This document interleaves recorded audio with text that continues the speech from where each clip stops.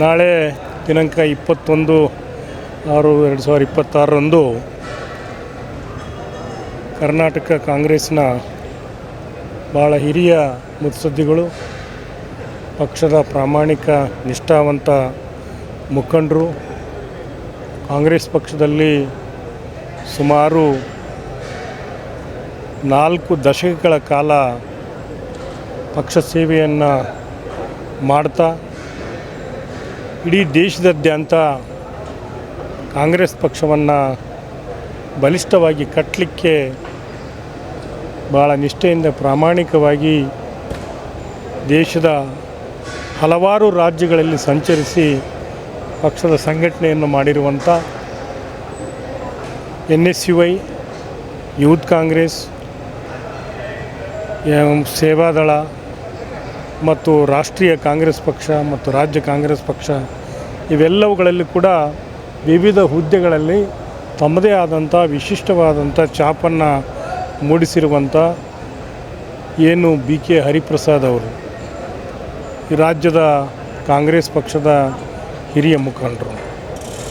ಅವರನ್ನು ಕಾಂಗ್ರೆಸ್ ಪಕ್ಷ ಏನು ಈ ನಡುವೆ ರಾಜ್ಯದಲ್ಲಿ ನಾಯಕತ್ವ ಬದಲಾವಣೆ ಹಿನ್ನೆಲೆಯಲ್ಲಿ ಅವರಿಗೆ KPCC ಅಧ್ಯಕ್ಷ ಸ್ಥಾನವನ್ನು ನೀಡಿ ಅವರು ರಾಜ್ಯದಲ್ಲಿ ಪಕ್ಷವನ್ನು ಕಟ್ಟಬೇಕು, ಮತ್ತು 2028ರಲ್ಲಿ ಪಕ್ಷವನ್ನು ಮತ್ತೆ ಅಧಿಕಾರಕ್ಕೆ ತರಬೇಕು ಎನ್ನುವ ಹಿನ್ನೆಲೆಯಲ್ಲಿ ಒಬ್ಬ ನಿಷ್ಠಾವಂತ ಪ್ರಾಮಾಣಿಕ ಕಾಂಗ್ರೆಸ್ ಪಕ್ಷದ ಕಟ್ಟ ಅಭಿಮಾನಿಯಾಗಿರುವಂಥ ಹರಿಪ್ರಸಾದರಿಗೆ ಕೈಗೆ ಈ ಸಾರಥ್ಯವನ್ನು ನೀಡಿರುವುದು ಸ್ವಾಗತಾರ್ಹ. ಖಂಡಿತವಾಗಿ ಕೂಡ ಇದೊಂದು ಐತಿಹಾಸಿಕ ಪದಗ್ರಹಣ ಕಾರ್ಯಕ್ರಮ ಆಗಲಿದೆ. ನಾಳೆ ಅವರು ಅಧಿಕೃತವಾಗಿ ರಾಜ್ಯ KPCCಯ ಅಧ್ಯಕ್ಷ ಸ್ಥಾನದ ಪದಗ್ರಹಣ ಮಾಡಲಿದ್ದಾರೆ. ಇದು ಅತ್ಯಂತ ವಿಜೃಂಭಣೆಯ ಕಾರ್ಯಕ್ರಮ ಆಗಲಿದೆ ಮತ್ತು ಸಾವಿರಾರು ಕಾರ್ಯಕರ್ತರು ಈ ಕಾರ್ಯಕ್ರಮದಲ್ಲಿ ಭಾಗವಹಿಸಲಿದ್ದಾರೆ. ರಾಜ್ಯದ ಮತ್ತು ರಾಷ್ಟ್ರದ ಹಿರಿಯ ಮುಖಂಡರು ಕೂಡ ಕಾರ್ಯಕ್ರಮದಲ್ಲಿ ಭಾಗವಹಿಸ್ತಾ ಇದ್ದಾರೆ.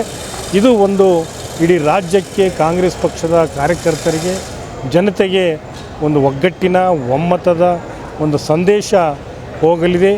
ಈಗಾಗಲೇ ನಮ್ಮ ಕಾಂಗ್ರೆಸ್ ಪಕ್ಷ ಒಂದು ಶಿಸ್ತಿನ ಪಕ್ಷ ಎನ್ನುವಂಥ ರೀತಿಯಲ್ಲಿ ಮತ್ತು ಕೊಟ್ಟ ಮಾತಿಗೆ ತಪ್ಪಲಾರದು, ಕೊಟ್ಟಂಥ ಮಾತಿಗೆ ನಾವು ಕಟಿಬದ್ಧರಾಗಿರ್ತೇವೆ ಎನ್ನುವಂಥ ಹಿನ್ನೆಲೆಯಲ್ಲಿ ಯಾವುದೇ ತೊಂದರೆ ಇಲ್ಲದೆ, ಯಾವುದೇ ಗೊಂದಲ ಇಲ್ಲದೆ ಏನು ಮಾನ್ಯ ಸಿದ್ದರಾಮಯ್ಯನವರು ಅಧಿಕಾರವನ್ನು ಹಸ್ತಾಂತರಿಸಲು ನಮ್ಮ DK ಶಿವಕುಮಾರ್ ಅವರಿಗೆ ಇಡೀ ರಾಜ್ಯದ, ಇಡೀ ದೇಶದ ಜನ, ಅದರಲ್ಲಿ ವಿಶೇಷವಾಗಿ ಮಾಧ್ಯಮದವರು ಮತ್ತು ವಿರೋಧ ಪಕ್ಷದ BJPಯವರು ಭಾಳ ಕಾತರದಿಂದ ನೋಡ್ತಾಯಿದ್ರು. ಏನು ಗೊಂದಲ ಆಗ್ತಾಯಿದ್ದನು, ಪಕ್ಷ ಎಲ್ಲಿ 2 ಓಳ ಆಗ್ತಾಯಿದ್ದನು ಮತ್ತು ಪಕ್ಷದಲ್ಲಿ ಭಿನ್ನಮತ ಉಂಟಾಗ್ತದೆಯೇನು ಅನ್ನುವಂಥ ಒಂದು ಅನುಮಾನವನ್ನು ಭಾಳಷ್ಟು ಜನ ವ್ಯಕ್ತಪಡಿಸಿದ್ದರು. ಆದರೆ ಅದಕ್ಕೆ ಯಾವುದಕ್ಕೆ ಕೂಡ ಎಡಮಾಡಿ ಕೊಡದೆ ಸಿದ್ದರಾಮಯ್ಯನವರು, DK ಶಿವಕುಮಾರ್ ಅವರು ಏನು ಅಧಿಕಾರವನ್ನು ಹಸ್ತಾಂತರ ಮಾಡಿದ ರೀತಿ ಇಡೀ ದೇಶದ ರಾಜಕಾರಣಿಗಳಿಗೆ ಅನುಕರಣೀಯವಾದಂಥ, ಯಾವುದೇ ತೊಂದರೆ ಇಲ್ಲದೆ, ಗೊಂದಲ ಇಲ್ಲದೆ ಹೈಕಮಾಂಡ್ ಹೇಳಿದ ಮಾತನ್ನು ಚಾಚು ತಪ್ಪದೆ ಒಪ್ಪಿರುವಂಥ ಏನು ಸಿದ್ದರಾಮಯ್ಯನವರ ನಾಯಕತ್ವ, ಅವರ ಏನು ಪಕ್ಷನಿಷ್ಠೆ ಇವತ್ತು ನಾವೆಲ್ಲರೂ ಕೂಡ ಮೆಚ್ಚುವಂಥದ್ದು, ನಾವೆಲ್ಲರೂ ಕೂಡ ಅನುಸರಿಸುವಂಥ, ಅನುಕರಣೆ ಮಾಡುವಂಥ ಒಂದು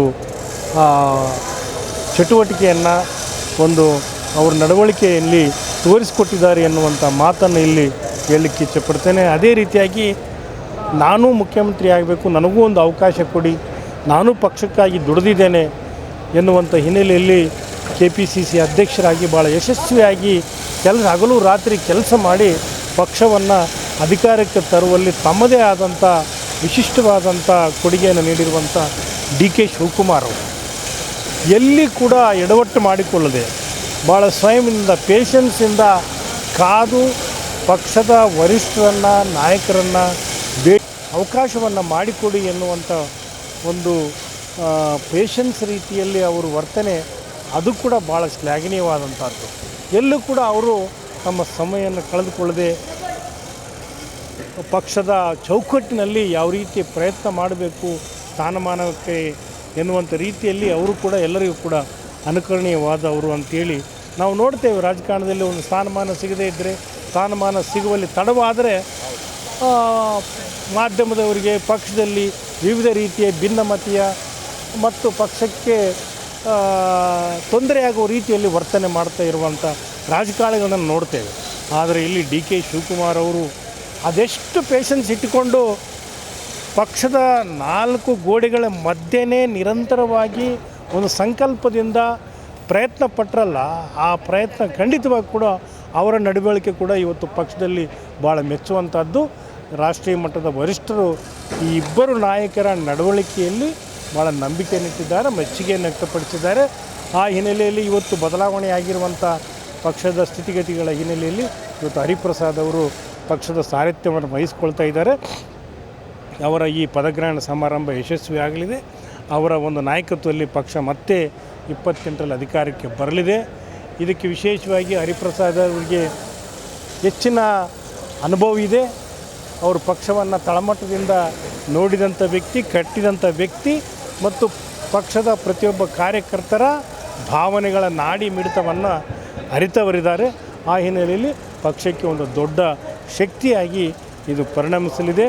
ಖಂಡಿತವಾಗಿ ಕೂಡ ನಮ್ಮ ಏನು ರಾಜ್ಯದಲ್ಲಿ ಮುಖ್ಯಮಂತ್ರಿಗಳಾಗಿರುವಂಥ ಡಿ ಕೆ ಶಿವಕುಮಾರ್ ಅವರು, ಮಾಜಿ ಮುಖ್ಯಮಂತ್ರಿಗಳಾಗಿ ಸಿದ್ದರಾಮಯ್ಯವರು, KPCC ನೂತನ ಅಧ್ಯಕ್ಷರಾಗಿ ಹರಿಪ್ರಸಾದ್ ಅವರ ಸಾರಥ್ಯದಲ್ಲಿ ಕಾಂಗ್ರೆಸ್ ಪಕ್ಷ ಬಲಿಷ್ಠವಾಗಿ ಸದೃಢವಾಗಿ ಬಲವರ್ಧನೆಯಾಗಲಿದೆ ಮತ್ತು ಪಕ್ಷದ ಕಾರ್ಯಕರ್ತರಿಗೆ, ಮುಖಂಡರಿಗೆ ಒಂದು ಹೆಚ್ಚಿನ ಉತ್ಸಾಹ ಹುಮ್ಮಾಸ ಬರಲಿದೆ ಮತ್ತು ಖಂಡಿತವಾಗಿ ಕೂಡ ಮತ್ತೊಮ್ಮೆ ನಾವು ಅಧಿಕಾರಕ್ಕೆ ಬರಲಿದ್ದೇವೆ.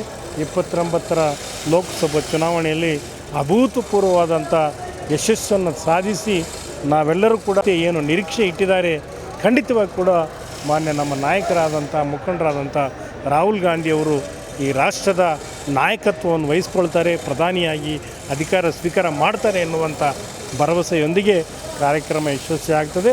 ಎಲ್ಲರಿಗೂ ಕೂಡ ನಾವು ಈ ಕಾರ್ಯಕ್ರಮದಲ್ಲಿ ಭಾಗವಹಿಸಲಿಕ್ಕೆ ಆಹ್ವಾನ ನೀಡ್ತೇವೆ.